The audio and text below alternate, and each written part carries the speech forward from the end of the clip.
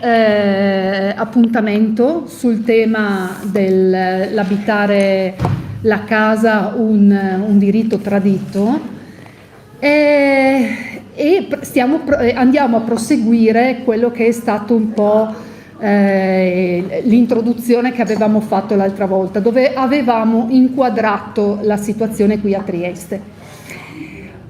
Questa volta approfondiremo l'argomento parlando soprattutto non solo della parte del diritto dell'abitare, ma cercando di darci un'accezione rispetto a quello che è un tema molto sentito qui a Trieste, che è la carenza di appartamenti da poter essere utilizzati per il residenziale, ma anche del costo della casa, perché Trieste negli ultimi anni si è specializzata nel turismo e questo ha cambiato del tutto la situazione sociale e anche i rapporti all'interno del mondo della città. Allora, oggi cercherò di inquadrare il tema nuovamente a beneficio dell'onorevole Santillo, che riteniamo che è un grande piacere di averti qua, se posso darti del tu. Certo. È un grande piacere averti qua perché di fatto ci sentiamo meno soli se raccontiamo anche a te quella che è la situazione di Trieste e tu racconti a noi cosa si sta facendo a Roma o cosa si potrebbe fare meglio a Roma anche per affrontare questo tema. Poi avremo degli interventi, chiederò al Sumia, che è qui presente, del sindacato degli inquilini, nell'essere presente al Luppi, dell'Unione Piccoli Proprietari Immobiliari. Non riescono a essere presenti, ma ci hanno lasciato un intervento scritto che leggerò, che a mio avviso è molto interessante, perché secondo me non funziona, secondo noi, affrontare la questione del diritto alla casa pensandola solo dal punto di vista degli inquilini. Dobbiamo affrontare anche la questione da tutte le sue accezioni. Ecco. Invece, per una questione di salute, la Confedilizia ha detto che non riesce a raggiungerci. Poi appunto passeremo la palla a te per gli approfondimenti. Allora, cerco di chiarire, l'abbiamo sentito già l'altra volta, ma è utile richiamare perché i dati. Questo ci permette anche di aggiornarli rispetto a quello che è stato il racconto, l'incontro che abbiamo fatto a febbraio. Noi a febbraio avevamo visto che abbiamo un mercato degli affitti che è sempre più in aumento. Avevamo detto che aveva raggiunto un aumento del 23% del costo. Ho riaggiornato i dati ed è drammatico. Perché se io aggiorno i dati al 2025, facendo la somma di quel 23% con l'aumento degli attuali, il costo per metro quadro degli affitti, siamo arrivati a raddoppiare. Cioè per noi a Trieste, dal 2016 al 2025, adesso il costo di una casa in affitto costa il doppio. E mentre gli stipendi, sappiamo bene che se si parlava a febbraio di un aumento del 7%, aumentando, sempre facendo il riferimento ai dati che sono stati riferiti dall'osservatorio, che peraltro è comunale, della rigenerazione urbana, e quindi racconta questi dati che sono drammatici, perché il potere di acquisto poi del cittadino comune è lì, e in qualche maniera si trova a essere messo a tappeto sia dall'aumento dell'inflazione e sia perché si deve confrontare con questa trasformazione di una città a causa di un turismo che è diventato l'unico fattore trainante economico, perché abbiamo in qualche maniera ridotto la parte industriale e in maniera importante, sì, cercavo di era un eufemismo, in realtà la situazione è drammatica, e quindi abbiamo tante famiglie che si trovano a dover anche gestire anche la perdita del posto di lavoro. Quindi questo era un po' per dare il quadro. A Trieste si starebbe bene, perché siamo meno di 200.000 abitanti e le case ad oggi sono 220.000, quindi abbiamo 20.000 appartamenti in più. Anche a livello di edilizia popolare si starebbe, fra virgolette, benino, ma il numero degli appartamenti dell'edilizia popolare che non sono idonei all'abitazione è alto, nel senso che gli ultimi dati che io ho raccontano di oltre 2.000 appartamenti inutilizzabili. Sono lì, ma non sono utilizzabili. A fronte di una richiesta di domande che sono non a cui i bandi dell'Ater, per noi qui da noi c'è Ater, i bandi non sono riusciti a rispondere a circa un 3.600 domande. Ecco, questa è un po' la situazione. Aggiorno ancora una cosa: noi abbiamo 2 università e abbiamo come peculiarità un certo numero di importanti centri di ricerca. Perché lo dico? Cosa c'entra questo con l'abitare? Beh, infatti abbiamo tutta la problematica degli studenti che vengono a studiare qui a Trieste e che hanno difficoltà di trovare posti per risiedere qui in sede, ma abbiamo anche tutti i ricercatori, gli studiosi che vengono a lavorare qui anche per un certo periodo, magari i postdoc, e che entrano in competizione con la residenza locale. Questo è un po' il quadro. Io lascerei veramente la parola prima di Prima do spazio a Lupi. Va bene, leggo Lupi, va bene. Prima di lasciare la parola. Solo una cosa su questo? Sì. No, me la aggiungo dopo. Allora, Lupi ha lasciato un intervento che secondo me è molto interessante. L'avvocata Manuela Marinelli, presidente dell'Unione Piccoli Proprietari Immobiliari, che non ha potuto essere presente, ha voluto lasciare questo testo. Desidero esprimere il vivo interesse dell'Unione Piccoli Proprietari Immobiliari al problema della crisi abitativa a Trieste, generata dallo sviluppo turistico in città. Lo stesso problema si presenta nell'intera regione. Si osservano infatti molte rinunce da parte dei proprietari di immobili alle locazioni abitative residenziali in favore delle locazioni turistiche. Il motivo va ricercato nella lunga durata delle locazioni abitative, che può essere 3+2 o 4+4, nel rischio di morosità del conduttore e nel conseguente onere dovuta alla procedura di sfratto. La locazione turistica supera dette problematiche e viene preferita da una certa percentuale di proprietari.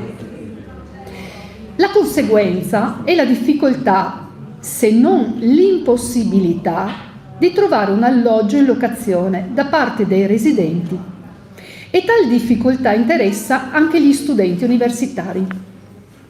L'overtourism, che ormai ha colpito anche Trieste, ha modificato le abitudini dei cittadini, creando diversi disagi.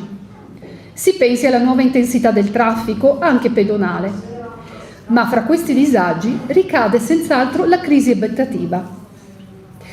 Proprio in questi giorni il coordinamento di UPI e FVG, in particolare nella persona dell'avvocato Tommasino, sta analizzando la situazione degli sfratti in regione, osservando che vi sono casi di sfratti per finita locazione motivati dalla scelta di utilizzare l'immobile non più a scopo residenziale, ma a scopo turistico. Concludo dicendo che una regolarizzazione dei flussi turistici è indispensabile per non soffocare una città come Trieste, dalle ridotte dimensioni e per renderla vivibile serenamente da parte dei cittadini.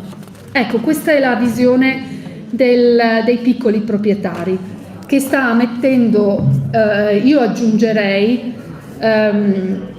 perché avendo parlato con alcuni piccoli proprietari mi avevano sottoposto una criticità che qui non è emersa dal loro testo, e che è quella che spesso, dopo magari non essere riusciti a ricevere tutte le rette dell'affitto, quando si ritorna ad avere la proprietà, questa richiede una ristrutturazione, perché i danni spesso in qualche maniera ricadono sul proprietario. Ecco, questo è un po' l'argomento. Io veramente inviterei Renato Kneip del SUNIA, perché il suo intervento sull'argomento dal punto di vista dei inquilini sarà importante. Sia dal punto di vista dei inquilini, ma anche di un'azione sindacale che tutela anche i piccoli proprietari del proprio alloggio, e quindi soggetti in qualche modo che si rivolgono anche alla nostra organizzazione. Innanzitutto alcuni numeri sono stati già elencati, cioè per esempio la questione di una città universitaria comporta la presenza nella nostra città di 8.000 studentesse e studenti fuori sede. 8.000, dove la struttura pubblica dà la risposta a pochissimi. Gran parte trova risposta nel privato, ma sempre con maggiori difficoltà, appunto perché c'è questa diminuzione anche su questo versante di alloggi che vengono oggi dedicati per le studentesse o gli studenti.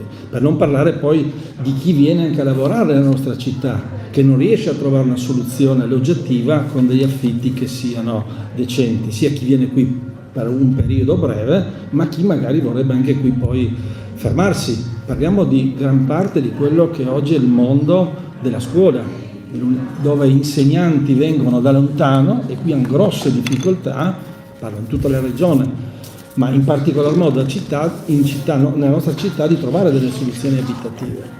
Ovviamente la questione ne parlavamo prima di iniziare, no? La questione più delicata è che questo governo non ha nessuna intenzione di legiferare in modo corretto ciò che noi chiediamo come organizzazione sindacale. Chiediamo una legge che dia anche la possibilità ai comuni che hanno questa tipologia, questo fenomeno in modo ormai espansivo, Trieste tra queste, perché il nostro sindaco dice che ormai la città sta vivendo un momento straordinario grazie al turismo, ma chiudiamo le fabbriche nel contempo. E quindi una norma che dia la possibilità ai comuni stessi di porre dei limiti. Ovviamente devono esserci delle regole, e questo andrebbe a favore in qualche modo anche di tutelare chi oggi non può permettersi né di accedere a un mutuo per acquistare l'appartamento o la casa, ma tantomeno oggi anche a trovare una casa in affitto nel 4+4, veniva ricordato prima, che è l'affitto libero, quello che il titolare dell'alloggio può chiedere degli affitti anche molto onerosi, mentre nel 3+2 che veniva menzionato prima, questo deriva da degli accordi che vengono fatti tra le rappresentanze dei piccoli proprietari, le nazioni sindacali, che attraverso una contrattazione stabilisce quali sono i massimali di un alloggio rispetto a determinate caratteristiche. Sono questi accordi territoriali che esistono nella nostra città e dà una risposta seria, corretta alle esigenze di una parte sempre più consistente di popolazione che, come dicevo prima, non può accedere né all'acquisto né al mercato libero. Piccola parentesi anche per quanto concerne l'aspetto del pubblico. Venerdì scorso si è chiuso il bando, un mese fa erano già quasi 3.000 le domande presentate, quindi 3.000 soggetti. Poi negli ultimi giorni c'era la fila chilometrica all'Ater per la presentazione appunto della domanda nell'ultimo bando del 19 erano state 4.600 le domande, alcune poi sono state cassate perché non avevano tutti i requisiti, e di quelli forse circa 200 all'anno hanno avuto una risposta, non negli alloggi nuovi, perché quando viene fatto un bando viene fatto su alloggi che sono in costruzione o in via di definizione, ma gran parte trova soluzione vengono chiamati così nel gergo gli alloggi di risulta, cioè quelli che vengono rimessi in ciclo quando l'assegnatario o l'assegnataria abbandona per varie ragioni. Ma poi c'è l'altro discorso che nella nostra città, pur in un calo delle case affittate, c'è un aumento stato nel 24, abbiamo anche fatto un comunicato su questo, degli sfratti, e più dell'80% sono per morosità spesso e volentieri cosiddetta incolpevole. Queste persone, quando vengono sfrattate, hanno loro un problema a trovarsi un altro tetto sulla casa, ma non hanno nessun diritto o possibilità di avere, tra virgolette, dei benefici da questo sfratto quando presentano la domanda pubblica, no? C'è il comune che ha una quota di alloggi che mette a disposizione, ma sono insufficienti rispetto al fenomeno presente nella nostra città.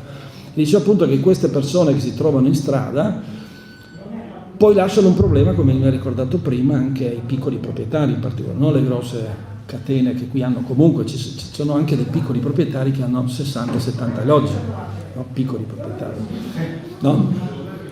C'è il fenomeno anche questo, cioè chi ha ereditato interi palazzi, insomma, ecco, famiglie anche molto benestanti che utilizzano comunque gli affitti gran parte anche attraverso il concordato. Però dicevo che queste persone, giustamente, come veniva ricordato anche nella nota, che apprezzo quello che è stato scritto dalla Marinelli, nel senso che dei ragionamenti stiamo facendo anche noi, come poter tutelare chi oggi mette a disposizione un proprio bene, seconda casa, normalmente un appartamento magari che hanno ereditato, a favore dell'affitto.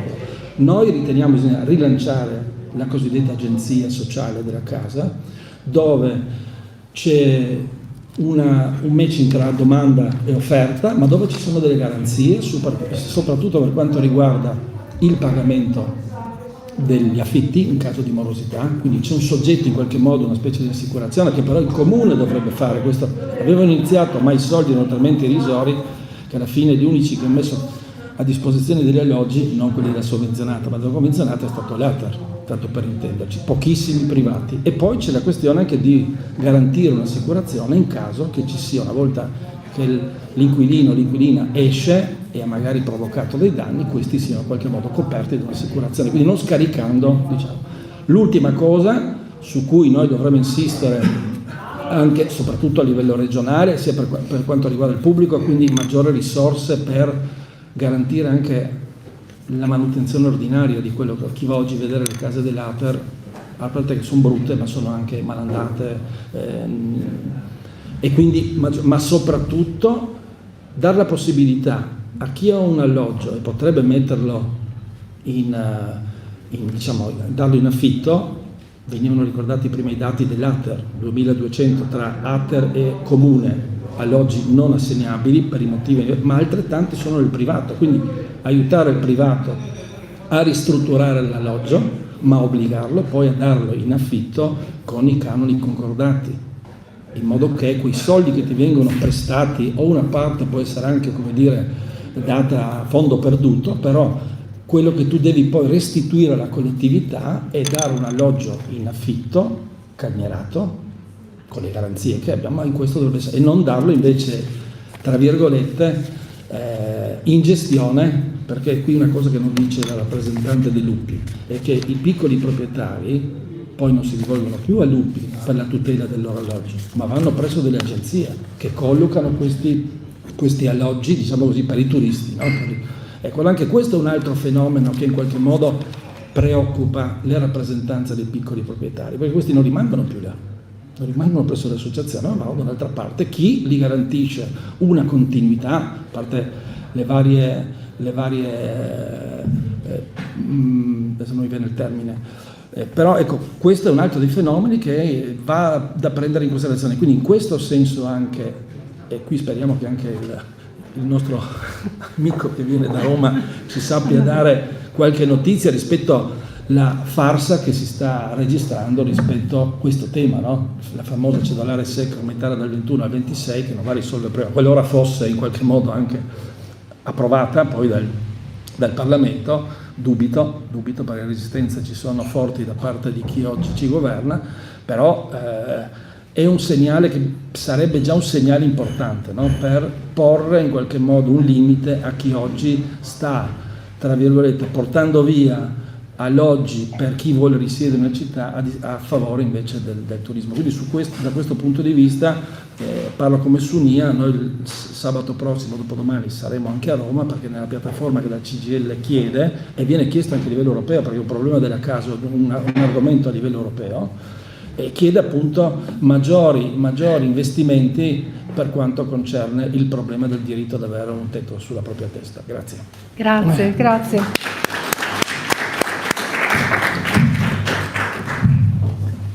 E adesso, allora, intanto grazie di essere venuto qui.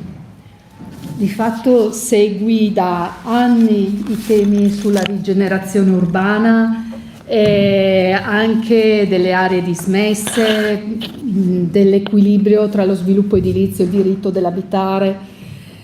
Ti sei occupato di housing sociale, sostenibilità ambientale, innovazione dei processi edilizi. Dico solo la parte che riguarda l'abitare perché il tuo curriculum è notevole.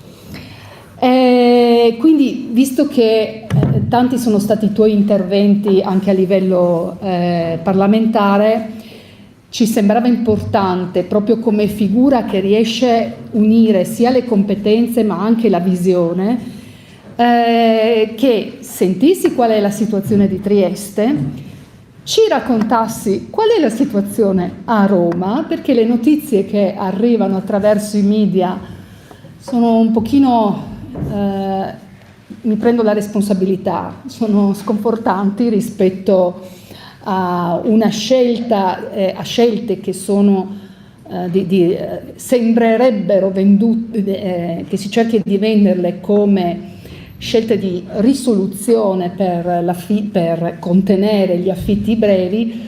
Mi sembra che non siano delle scelte strutturali, però vorremmo sentire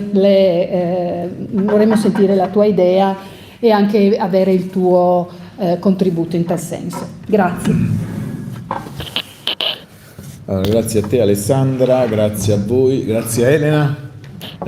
Sono più contento io di venire qui di quanto voi siate contenti di rivedermi, che questi posti mi piacciono tantissimo, solo che sono un po' sfigato, sono arrivato oggi, è arrivato il diluvio universale proprio, però quindi è con estremo piacere che vengo e tornerò. Tu hai citato tanti argomenti, diciamo, che seguo e ce ne sono tanti altri di cui vorrei parlarvene, c'è una marea di appunti, devo arrivare domani mattina. Allora, però parto con una cosa immediata. Una cosa che dico è sicuramente quello che sta succedendo a Roma oggi con questo aumento della cedolare secca da 21 a 26 per gli affitti brevi è il classico modo per poter buttare la palla in tribuna, cioè è una proposta di una soluzione semplice per un problema che invece è molto complesso. Quindi questo problema assolutamente non si risolve così. Tra l'altro la stessa maggioranza non si comprende chi l'ha proposto e quindi è come se qualcuno esterno avesse messo questa norma nella legge di bilancio che quindi c'è, adesso c'è e quindi va convertita in legge, ma già stanno dicendo loro che la toglieranno perché questo è uno spot elettorale, adesso qualcuno di loro si prenderà il merito di toglierla e quindi stesso loro che l'hanno messo e hanno creato il danno, poi dopo chi la toglierà si prenderà il merito all'esterno e l'utente medio, diciamo il cittadino non informato, penserà che sono stati anche loro a risolvere il problema. Questo è poi fantastico dell'Italia, dove stiamo raggiungendo veramente il limite della pazzia. Quindi questa c'è. Notizia di oggi è che vorrebbero limitarla a soltanto, diciamo, la chiamano Airbnb, ma all'affitto breve, quindi l'aumento della cedolare secca dal 21 al 26 per chi fa affitto breve su internet, in buona sostanza, attraverso le piattaforme. E chi non lo fa attraverso internet rimarrebbe il 21%. A nostro modo di vedere comunque la questione non si risolve così.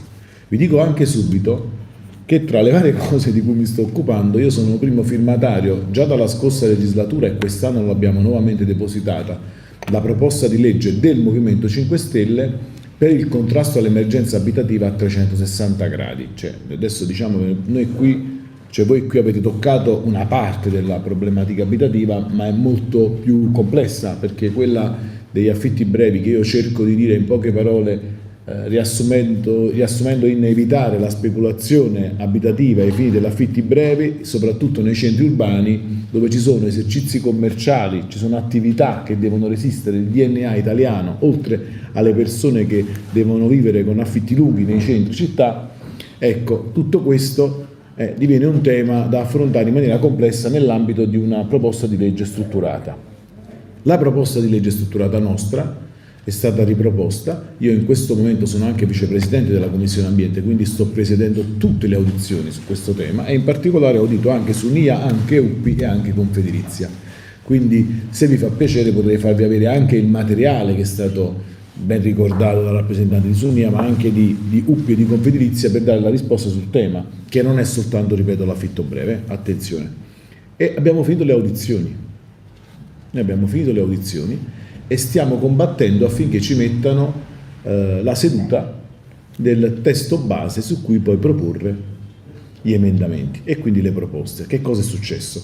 Che io, in quota Movimento 5 Stelle, sono riuscito a far incardinare in commissione la proposta di legge per il contrasto all'emergenza abitativa.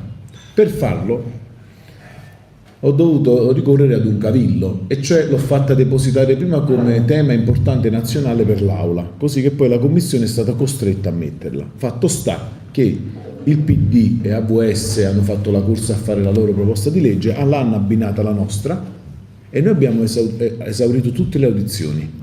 Adesso bisogna scegliere il testo base su quale confluiranno anche le altre 2 proposte di legge, e sarà il mio, e lo faremo la settimana prossima. Quindi vi do questa notizia molto importante: la settimana prossima ci sarà il testo base, poi si aprirà il periodo emendativo dove chiunque, e noi abbiamo già detto anche in aula, abbiamo invitato la maggioranza, perché noi dobbiamo ricordarci che questo è un paese, una repubblica parlamentare, non è presidenziale e governativa, cioè noi non possiamo aspettare che il governo faccia qualcosa, il Parlamento può fare la sua parte, e quindi abbiamo chiesto ai colleghi di maggioranza comunque di metterci la faccia, di assumersi la responsabilità, di dare un contributo, perché altrimenti noi, se aspettiamo il governo, usciranno sempre questi aspetti spot, e la cosa non ci basta.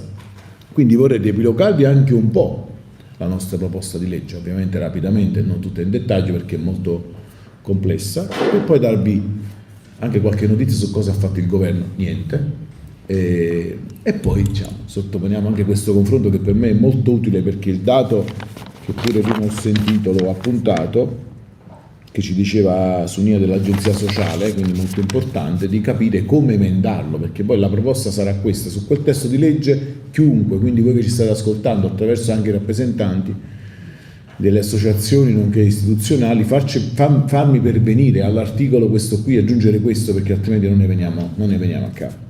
Allora, noi innanzitutto come proposta di legge abbiamo sempre puntato, non, ve lo dico subito, al garantire un tetto ad una persona, ma noi puntiamo fortemente su quello che è la qualità dell'abitare, cioè noi non basta soltanto dire la persona deve stare in una casa, ma ci interessa sapere come ci deve stare, e quindi puntiamo fortemente in tutti i servizi di prossimità, tutti, che possa essere il trasporto pubblico locale, l'istruzione, la sanità, ma anche l'efficientamento energetico del fabbricato. Sin da subito lo diciamo per far capire che qui non si parla di casa in senso di struttura, ma si parla di casa in senso di quotidianità, cioè di dignità della persona.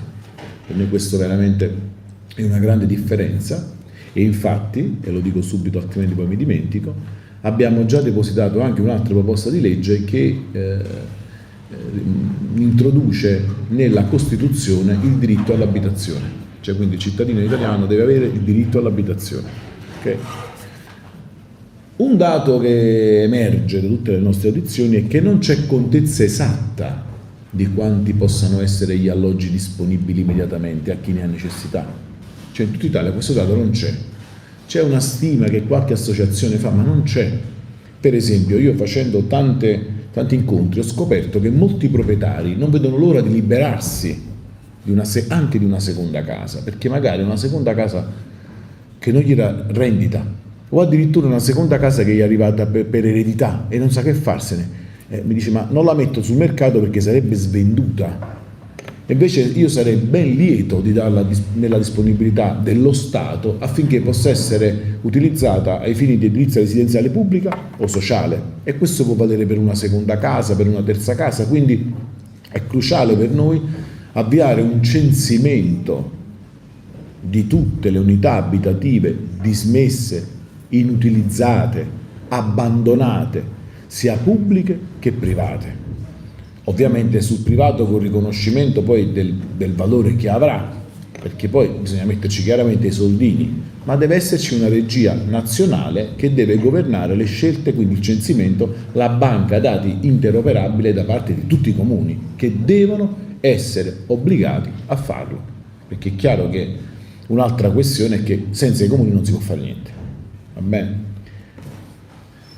Sempre a fianco a questa proposta di legge ce n'è un'altra che pure ricordo in questo momento, perché è importante, che è il superamento del frazionamento dei vari organi istituzionali che governano le scelte delle politiche abitative, perché qui una volta deve avere a che fare col comune, e poi deve avere a che fare con la regione, e poi c'è lo Stato, e poi c'è l'Europa. Vedete anche tutte le sigle associative che si susseguono, no? Non esiste un riferimento unico, quindi è fondamentale di unire questi frazionamenti, e per noi la regia deve essere lo Stato, perché molto spesso, anche per quanto riguarda le categorie, le classifiche delle persone che fanno la richiesta di accesso ad un alloggio, quante volte ci ritroviamo nel palese conflitto di interesse a livello comunale. Adesso pensiamo a Trieste, magari c'è un po' di distacco tra il sindaco e un utente che va a chiedere la casa, ma in molti casi non è così, e quindi ci ritroviamo persone che sono avvantaggiate, come premialità diverse nel vario territorio nazionale, e questo a noi, diciamo, non ci piace. Ovviamente c'è il rilancio dell'edilizia residenziale pubblica, dove noi mettiamo ogni anno 1 miliardo, e poi invece per l'edilizia residenziale sociale assegniamo un piano dedicato che si chiama Abita, che è un programma pluriennale ventennale, perché noi non vogliamo prendere in giro a nessuno, non è che si risolve la questione dalla mattina alla sera, ma ci vuole un po' di tempo, e anche lì è studiato bene anche varie formule che possono essere quelle del Rent to Buy, o comunque la questione principale che emerge da tutte le audizioni è trovare il livello economico per cui si deve entrare all'interno dell'edilizia residenziale sociale, cioè deve essere chiaro. E anche lì ci sono un po' di divergenze di opinioni, che però si va a convergenza. L'importante è evitare la speculazione, cioè non è più possibile che si fa l'edilizia residenziale per speculazioni di imprese di costruzioni che hanno interessi finanziari sui comuni, ma lo si fa per lo scopo di assegnare un alloggio a chi non ha 0 euro, ma non può permettersi di entrare in possesso sia come proprietà che come affitto di un immobile. Qualche dato importante: allora, in Italia dovrebbero essere circa 300.000 le richieste di alloggi di edilizia residenziale. Il dato che più mi ha impressionato, ed è stato aggiornato la settimana scorsa proprio dall'ultimo report di Istat sulla povertà in Italia, e noi ci abbiamo fatto una conferenza stampa proprio alla Camera dei Deputati, presenti noi, cioè quindi io per il Movimento, il PD, AVS, e c'era Unione Inquilini Nazionale, va bene, che il giorno dopo il report diceva cosa era successo, cioè che in Italia aumenta la povertà assoluta, 2,2 milioni di italiani, di famiglie italiane in povertà assoluta, che fanno 5,7 milioni di italiani. La povertà relativa va ancora peggio, perché sono 2,8 milioni di italiani in povertà, le famiglie in povertà relativa, e sono 8 milioni e mezzo di italiani in povertà relativa, cioè quelli che sono poveri in funzione della vita, del livello medio della loro area, ok? La questione è che oggi non ti basta più lavorare per non dire di essere povero, quindi tu puoi tranquillamente lavorare, sei povero, non ce la fai a pagare l'affitto, non ce la fai a pagare il mutuo, mentre fino a 20 anni fa non era così. A quanto ammonta il costo di un affitto mediamente su una famiglia italiana? Avete idea di quanto ammonti?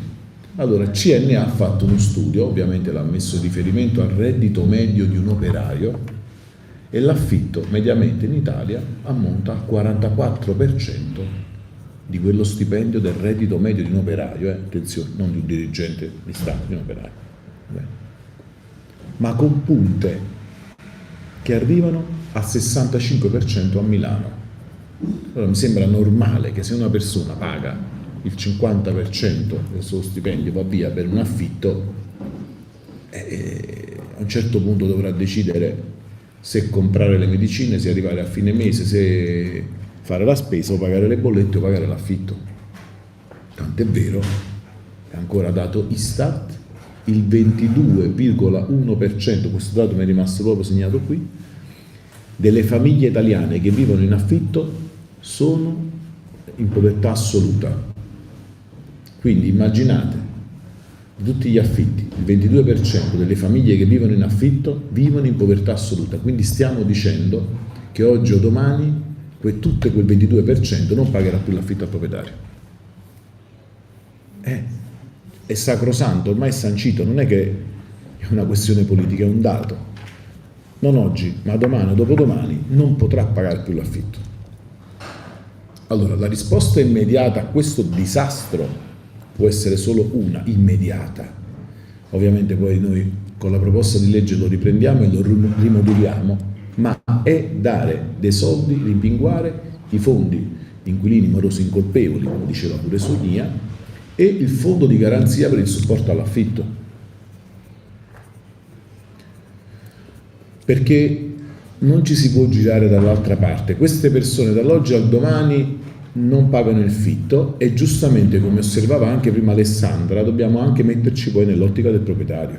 Perché deve essere il proprietario di casa che ha dato in affitto questo alloggio che magari 5 anni fa non c'era alcun problema nel pagare l'affitto e adesso la persona in maniera incolpevole si trova a non pagare l'affitto e deve andare a finire tutto sulle spalle del proprietario, perché poi finisce così. E da lì la conseguenza è che il proprietario appena manda via l'inquilino dice adesso mi sono scocciato, adesso faccio l'affitto breve. Ecco, questa è l'estrema ratio che accade in tutto questo. Questa è la madre dei problemi. Sicuramente stasera non parliamo di sfratti perché poi diciamo in alcuni casi sono giustissimi, in altri casi bisogna entrare di volta in volta nel tema.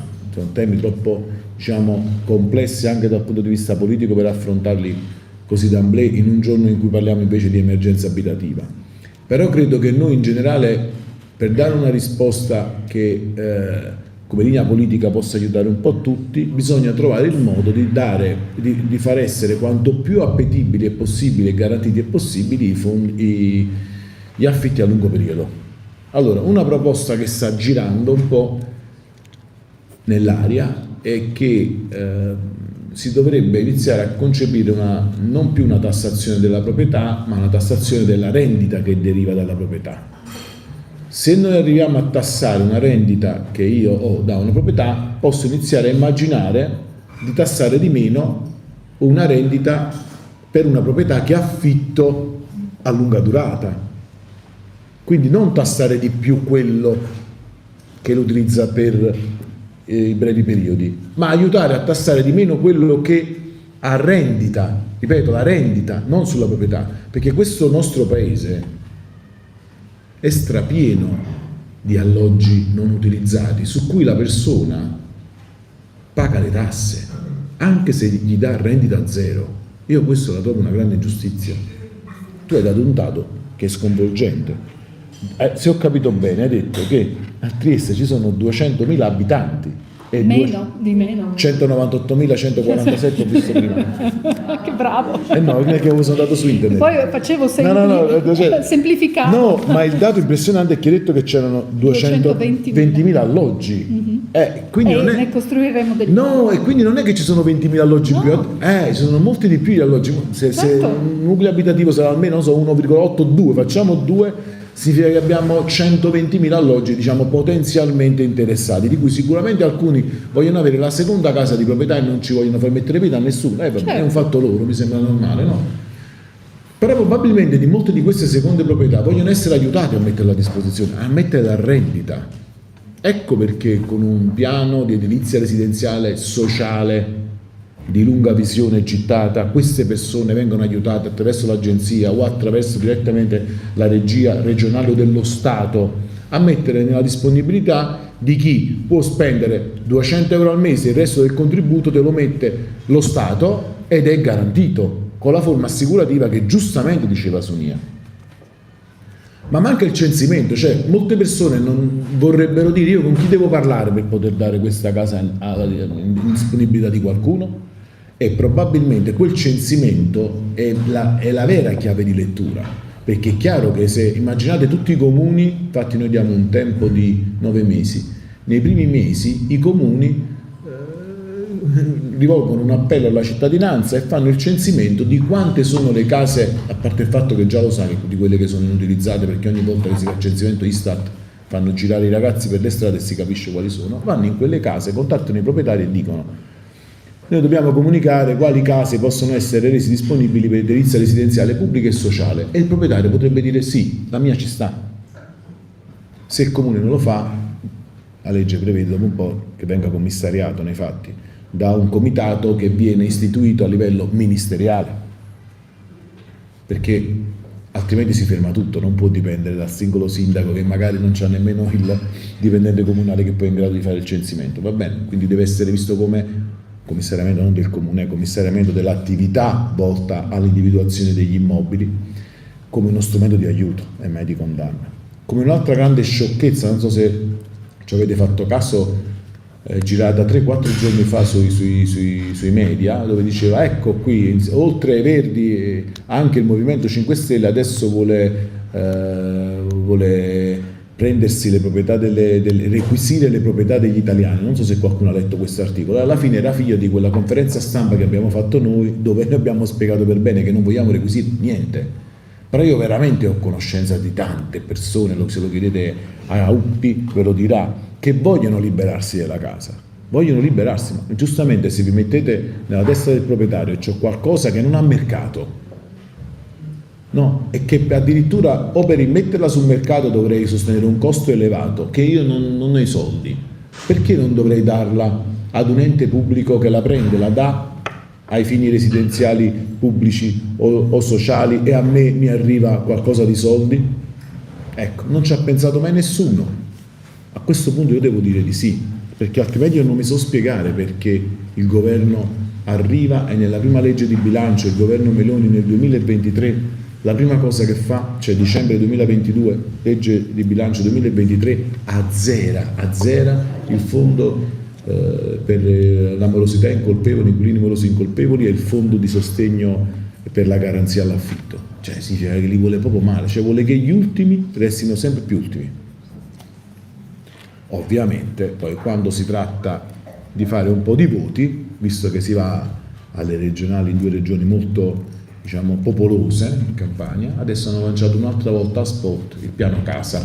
Ha detto la Meloni ieri in aula, ha detto io vado in Europa, tra le altre cose ovviamente, a discutere del piano casa, e si è complimentata con Salvini perché starebbe concependo un piano casa per le giovani coppie.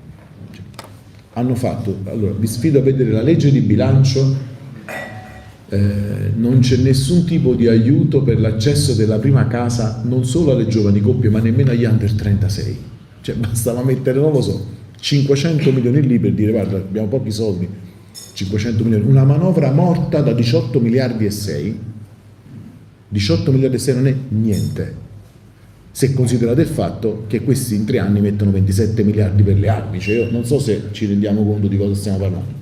Ok, una manovra 18 miliardi e 6, non c'è niente per il problema dell'emergenza abitativa, non c'è niente per il problema delle giovani coppie. 2 settimane fa ho partecipato ad un'altra conferenza stampa e mi hanno messo alla luce proprio l'enorme problema degli immigrati in Italia che arrivano, lavorano ma non gli danno la casa perché a loro chiedono 4 volte l'affitto all'inizio, no? Ma non può funzionare così, non può funzionare così. Se un ragazzo è per bene, ti viene in Italia, viene a lavorare, sta lavorando, tu, altro non dico che non gli dovresti nemmeno far pagare la caparra di 2 mensilità, perché questo come fa a partire se lui prende il primo mese e sta in Italia? Va bene? Non c'è niente sul piano casa, nulla, soltanto una mancetta elettorale, al che mi sono andato a prendere il dossier delle comunicazioni che la Presidente faceva in vista del Consiglio europeo dove si reca il 23 e il 24 di ottobre e c'è una sessione dedicata agli alloggi e anche io ho scoperto che c'era qualcosa legato agli alloggi, poi sono andato a leggere e non c'era scritto niente, perché sono queste pagine qui, dove c'è scritto soltanto che il mercato europeo, come è aumentato quello degli affitti a Trieste, anche il mercato europeo è aumentato sul valore della casa, l'aumento dei prezzi delle case in Unione Europea 53,4% tra il 2015 e il 2024, in Italia dell'11,7%. Questo dato non mi impressiona. Perché non mi impressiona? Perché noi in Italia siamo sempre stati proprietari di case.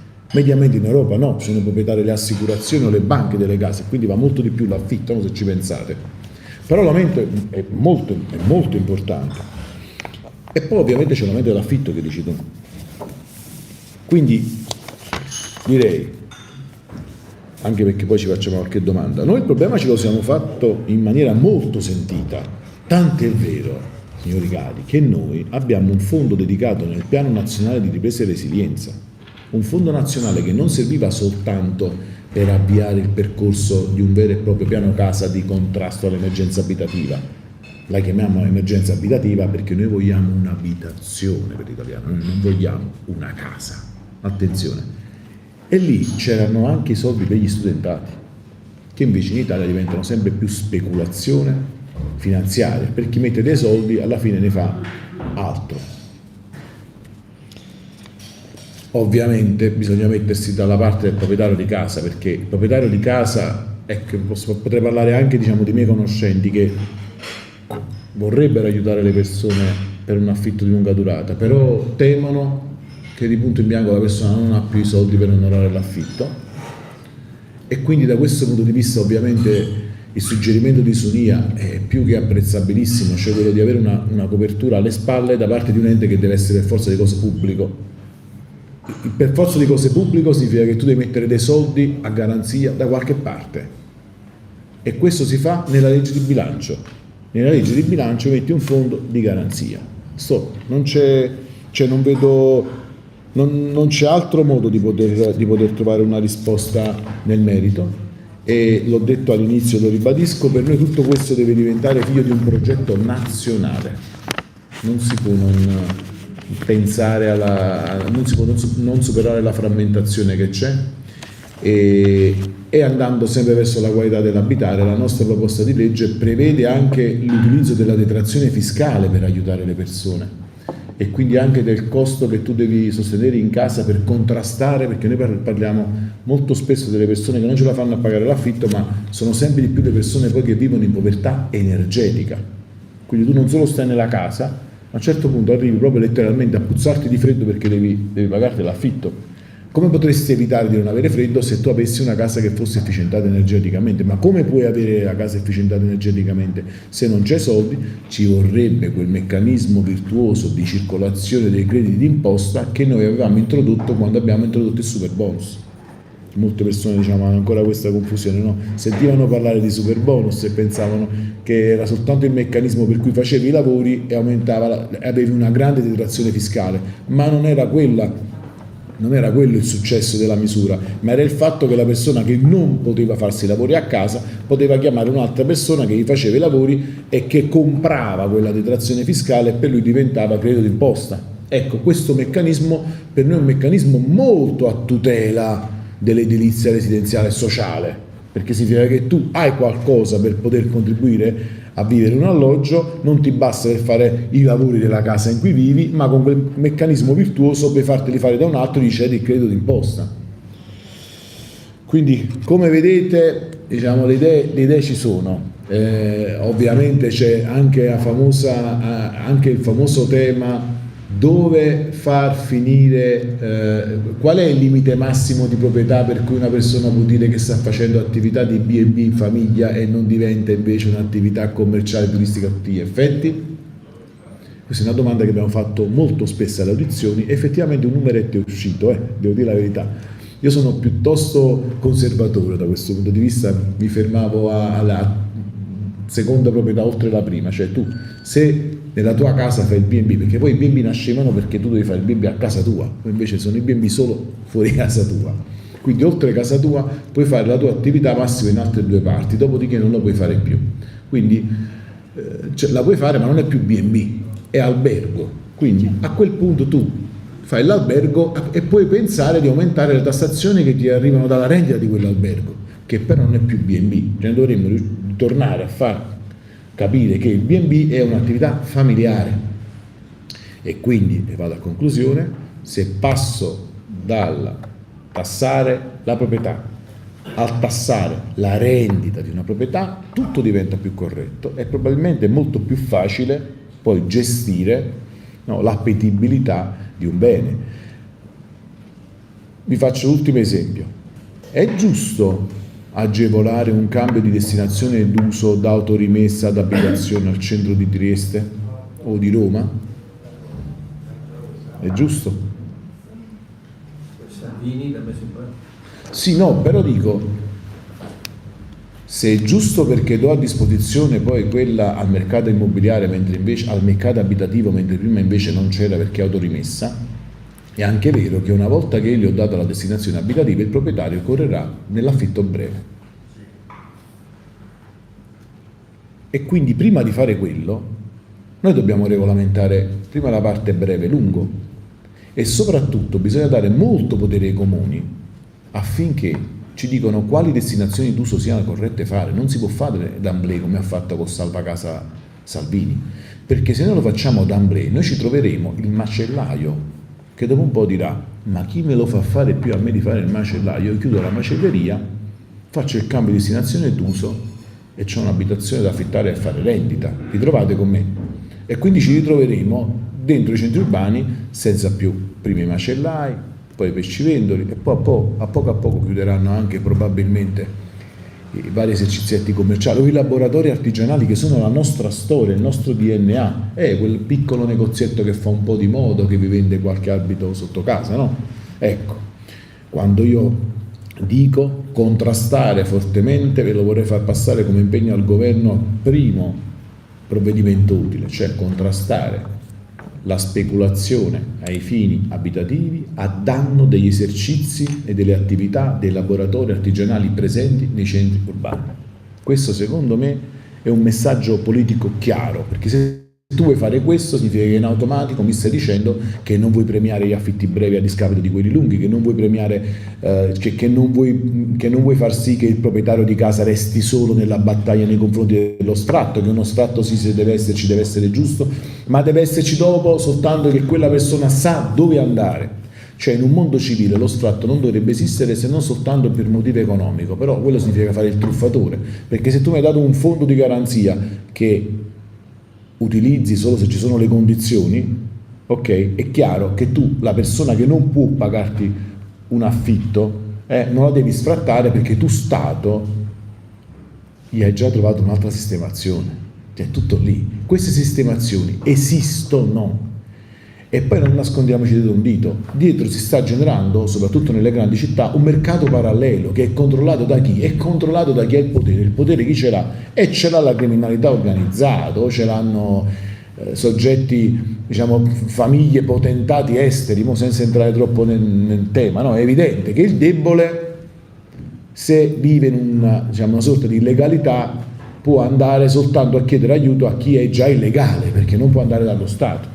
Ecco. Allora, se noi partiamo da un bel censimento che ci dice che oggi, e io sono convinto di questo, che a fronte di 300.000 richieste di famiglie per edilizia residenziale pubblica, noi magari abbiamo a disposizione già 200.000 alloggi, di cui tra l'altro dobbiamo andare a rivedere le metro quadrature, perché questa casa che si concepiva all'epoca di 80-90 metri quadrati per famiglie da 4-5 persone, oggi servono case per 2 persone.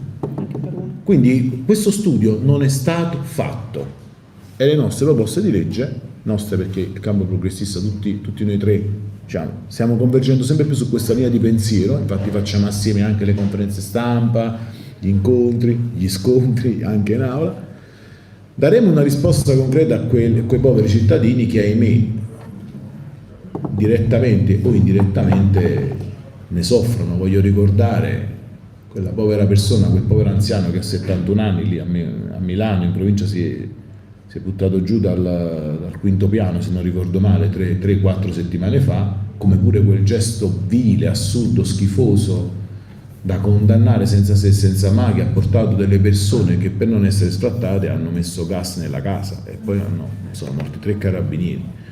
Purtroppo, diciamo, tutte queste cose per essere contrastate dobbiamo dare alle persone una via di uscita. La proposta di legge è una cosa seria. Altra cosa seria è anche il governo che fa un piano casa veramente, però ci porta i volumi di piano casa per dirci come si trova una risposta a un problema. Invece qua ci troviamo purtroppo in un paese dove anziché pensare ad un piano casa si pensa ad un piano armi. Questa è la verità. Grazie.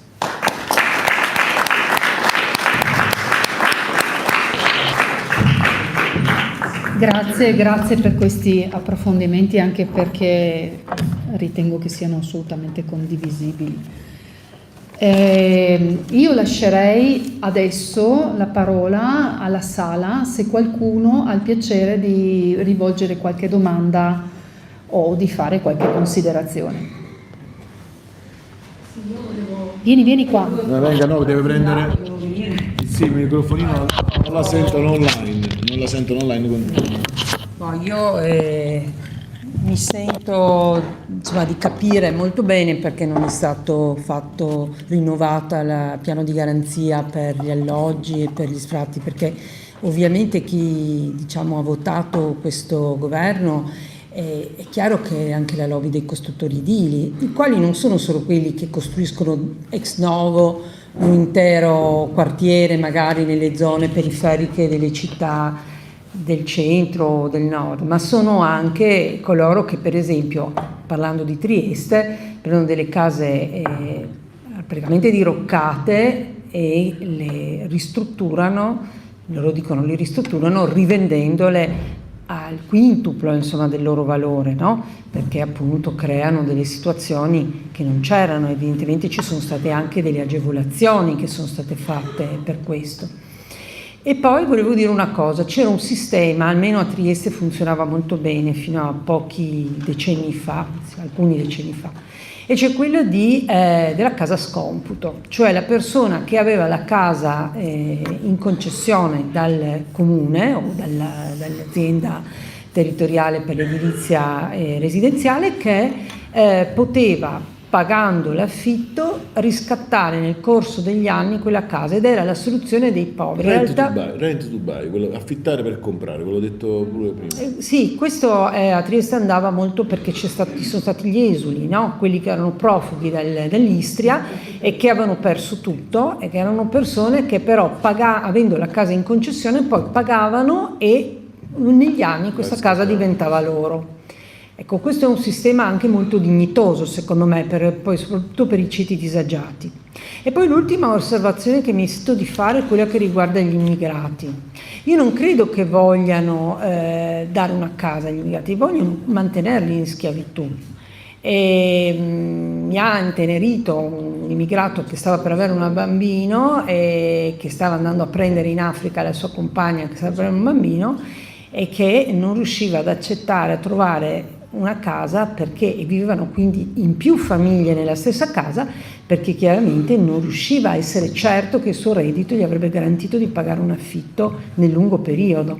Quindi ci sono varie cose, però di base è che credo che proprio non dare questa garanzia per gli affitti è fatto apposta proprio per dare più potere ai costruttori edili, anche di case di basso livello, di case che possono rischiare di crollare nel giro di pochi decenni, come abbiamo visto che molte case di edilizia non antica, per fortuna non a Trieste, possono crollare, insomma, in caso di... Grazie. Anche troppo. Posso fare... Allora sì, condivido tutto, e ovviamente sul rent to buy, cioè quella che avevo la casa in concessione, pagavo un po' e dopo anni la riscattavo, e fa parte di quello che ho detto io della nostra proposta di legge sull'edilizia residenziale sociale, tra le altre cose, quindi c'è questa possibilità. Per quanto riguarda i costruttori io non sono pienamente d'accordo, sa perché? Perché alla fine comunque lavorerebbero su qualcosa che va sistemato anziché fare ex novo. Cioè io quando sento i costruttori sull'argomento, loro sarebbero ben felici di mettersi a disposizione del governo su un piano casa che guarda l'edilizia residenziale pubblica e sociale. Ma la questione ormai è una necessità ancora più grande di quella che immaginiamo, e voglio allargare poco questa riflessione. Se noi viviamo più un'epoca in cui abbiamo dei cambiamenti climatici repentini è perché nell'atmosfera il gas serra che viene emesso è sempre di più. Qual è il principale contributore di emissione di gas serra nell'atmosfera? Io ogni volta che faccio un incontro questo passaggio lo faccio così, no, tutti lo devono sapere, tutti pensano che siano le auto. Metano. Non ho capito. Metano. Metano. No, vabbè, c'è l'emissione, voglio dire, l'effetto è dovuto all'edilizia, il 36%. Quindi, se noi vogliamo intervenire realmente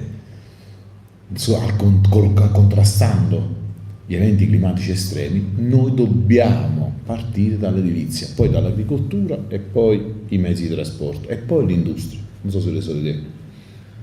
Chiaro? Quindi se io devo partire sull'edilizia, che senso ha in Italia, che è un paese che si sta spopolando, che probabilmente tra 30 anni torniamo a Trieste e abbiamo 240.000 alloggi, ma gli abitanti saranno 140.000, no, questo è il ragionamento. Che senso andare a costruire cose nuove se noi abbiamo cubature enormi da poter utilizzare? Manca l'incrocio tra la domanda e l'offerta. Io lo torno a dire, ci sono una marea di privati che sarebbero ben contenti di dire a questi costruttori: venitevi a prendere le case nostre, non andate a fare case nuove, prendetevi queste e compratevele. Solo che manca l'incrocio tra la domanda e l'offerta, tant'è vero che le nostre proposte di legge prevedono il consumo di suolo zero. In realtà noi dobbiamo restituire suolo alla città, perché non ci servono queste cubature. Tra l'altro sono cambiate anche le altezze rispetto ad anni fa. E poi concludo con un passaggio rapido sull'accoglienza. Sto scoprendo invece un altro lato che non conoscevo, e meno male che sono andato 3 settimane fa a quella conferenza stampa, e cioè, al di là del fatto che ritengo che la linea di politica di principio della schiavitù sia una giusta chiave di lettura, però c'è un altro fatto ancora, c'è una speculazione dei centri di accoglienza, perché mi hanno spiegato che quando arriva il minore in Italia che deve essere accolto, se viene accolto in una casa, diciamo, famiglia, è un conto. Cioè la casa famiglia prende un contributo per questa persona. Se questa persona non viene accolta nella casa famiglia, ma viene accolta dalla famiglia diciamo ordinaria, quel contributo scende ed è molto di meno. Quindi fa comodo avere minori che arrivano e che non vengono contrastati nell'andargli una casa o in una famiglia che li accoglie in automatico, perché se vanno nelle case famiglia più ampie costa molto di più e c'è molta più speculazione finanziaria. C'è un lato oscuro che veramente è da portare alla luce, di cui io non conoscevo l'esistenza, e ve lo do anche a voi come spunto di riflessione, anche per controllare queste cose.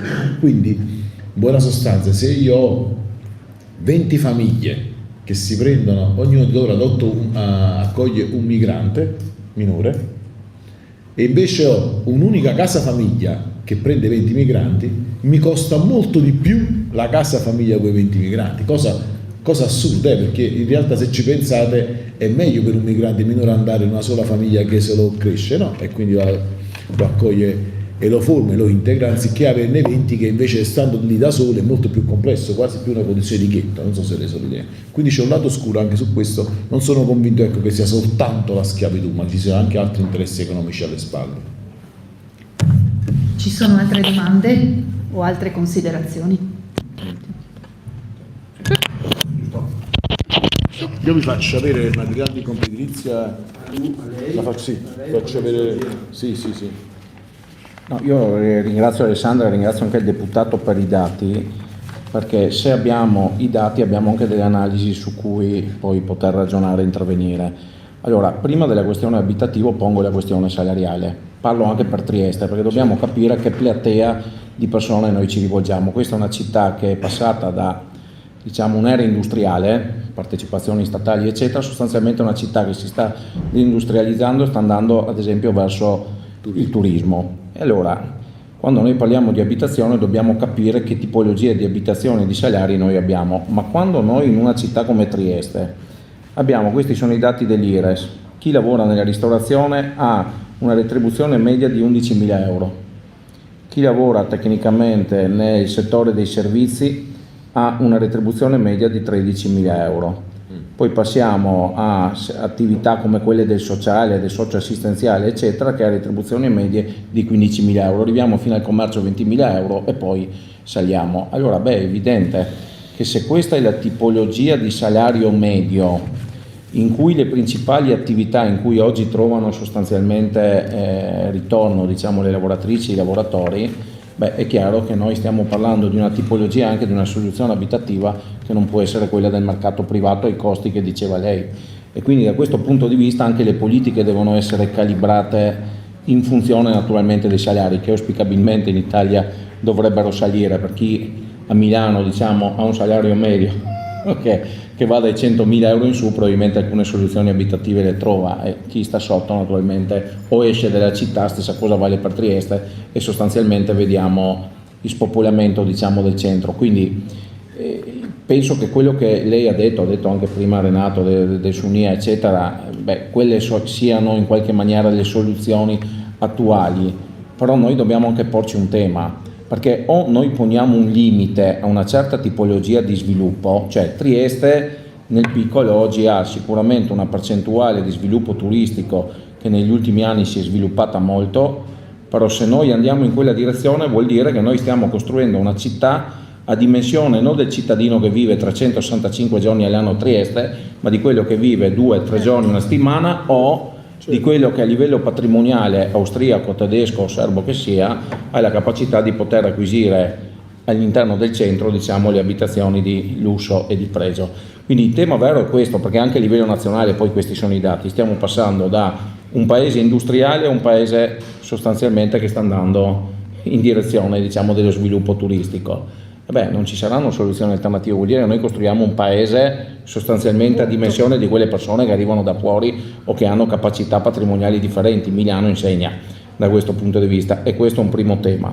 Il secondo tema, già che mi è stato dato, io provengo dall'edilizia, seguivo sostanzialmente il comparto edilizia, quindi sui bonus concordo, ci sono state raccontate una serie di balle perché si sono spiegati anche male alcuni aspetti negativi del super bonus.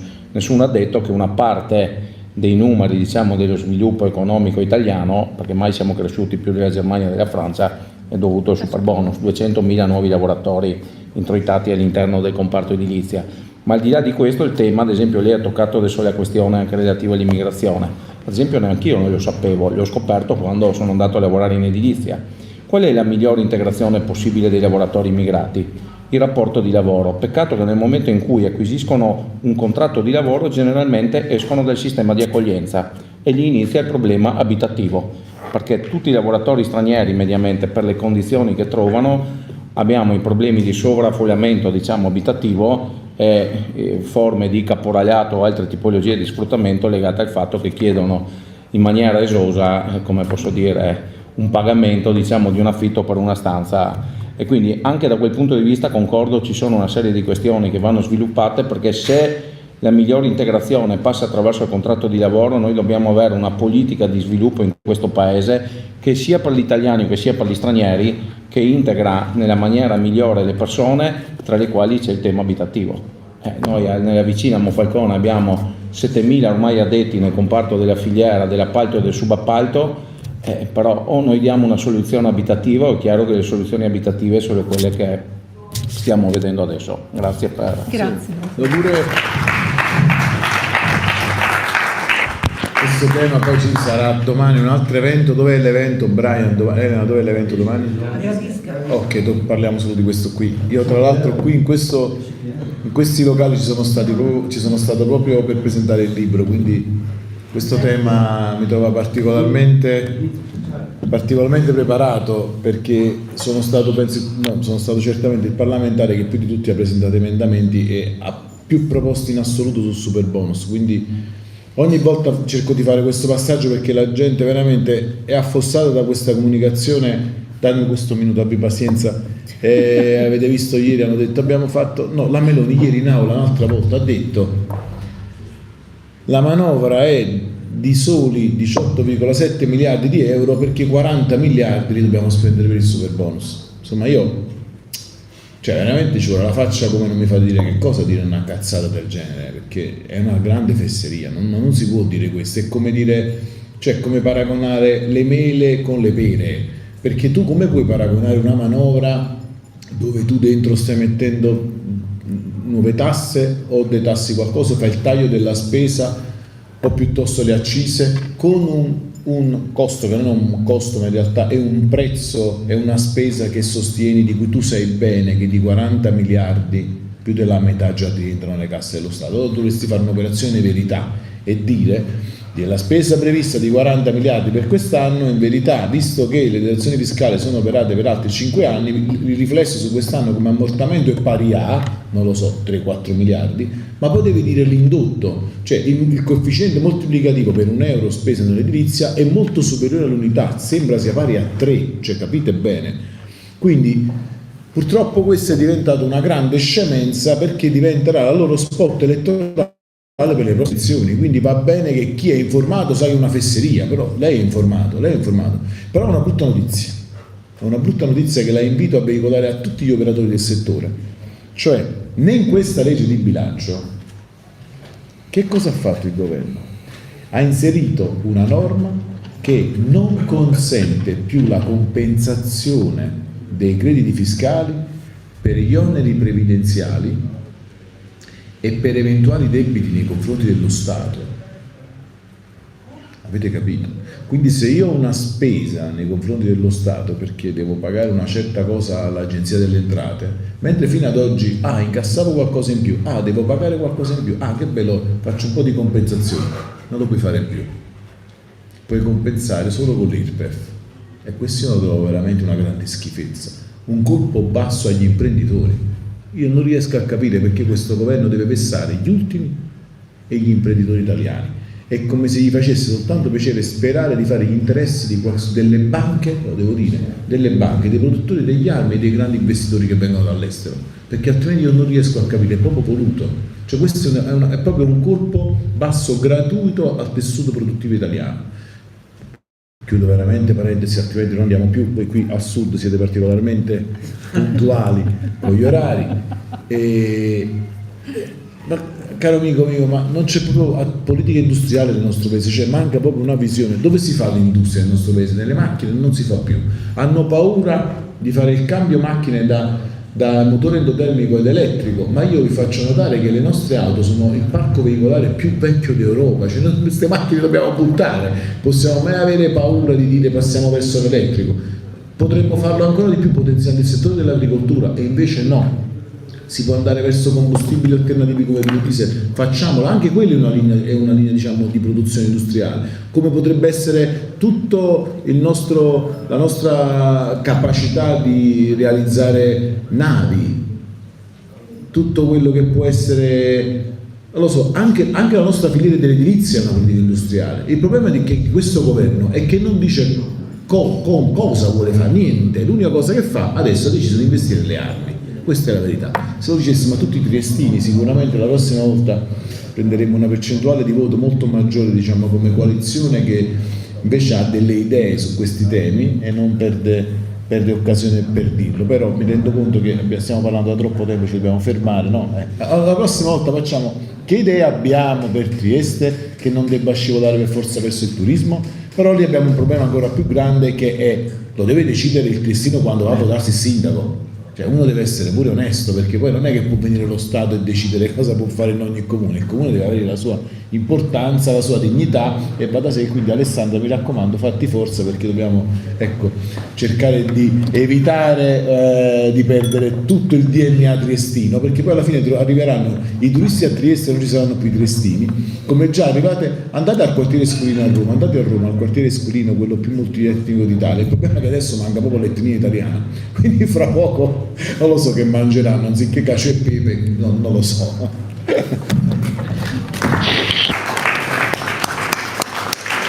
Sì, io concluderei qua, ringrazio Santillo per il suo intervento, ringrazio tutti quelli che hanno partecipato e sono intervenuti.